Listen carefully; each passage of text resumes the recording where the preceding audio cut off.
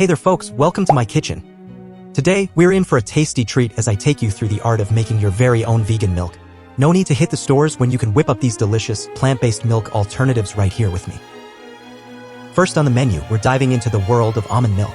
It's creamy, versatile, and nutritious. Let's get started.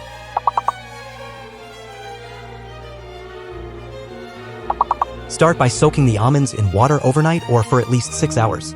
Later you will drain and rinse the almonds. Now bring the mixer and blend almonds with 4 cups of fresh water until smooth. Now let's strain the mixture through a nut milk bag or cheesecloth. We are almost there already. You can sweeten to taste if desired and add a pinch of salt. And there it is. You can store in the refrigerator for up to 4 to 5 days. Next, we're moving on to cashew milk.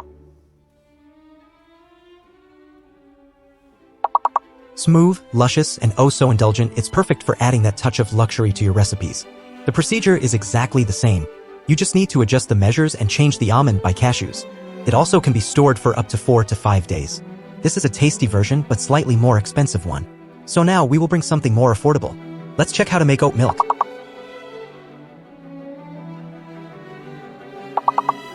Start by combining oats, water, and a pinch of salt in a blender. You can blend it until it gets smooth. Once again, strain through a nut milk bag or fine mesh strainer. For sweetening, you can use agave syrup or add vanilla extract if desired. Keep it refrigerated and use within a week. Finally, another classical version of vegan milk. Let's bring the tropics to your kitchen with homemade coconut milk. Start by place the shredded coconut and 4 cups of water in a blender.